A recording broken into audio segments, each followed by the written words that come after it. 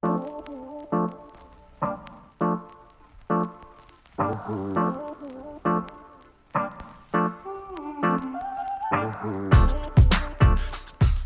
you have always wanted to own a Galaxy S device from Samsung and the S10e was a bit pricey for you, then Samsung might have just released another alternative, which is the Samsung Galaxy S10 Lite. The S10 Lite recently launched in India at 39,999 rupees and it's available in blue, black and white variants. So Samsung sent us a blue variant of the phone, which we will quickly unbox and then tell you more about the phone. The box packaging looks very similar to the existing S10 series phones. It looks very clean and basic with subtle branding on top. Inside the lid, you will find a set of documents with a transparent silicone case and SIM ejector pin. The S10 Lite sits on top itself, which we'll check out later. Then there's a 25-watt fast charger with USB Type-C cable, a basic set of earphones, unlike the AKG ones that you see on the S10, S10e and S10 Plus, and that's everything that you get inside the box.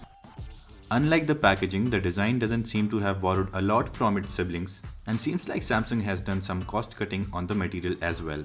We'll talk about that more in our full review, but first let's take a look at the device.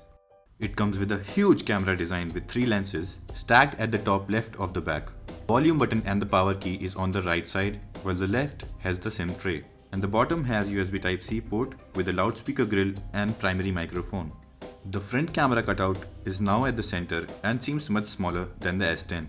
It's made with a mixture of glass and plastic, which doesn't look that bad.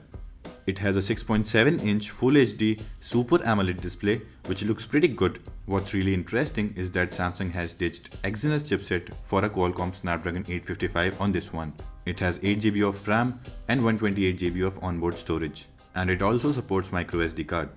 That bulky camera setup comes with a 48 megapixel primary camera that comes with OIS, a 12 megapixel ultra-wide camera and a 5 megapixel dedicated macro camera. On the front is a 32 megapixel wide-angle camera. It supports up to 45 watt of fast charging, but Samsung has given a 25 watt fast charger in the box. All of that makes it a really interesting device to check out.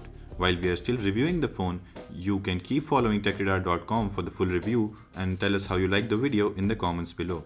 Thanks for watching.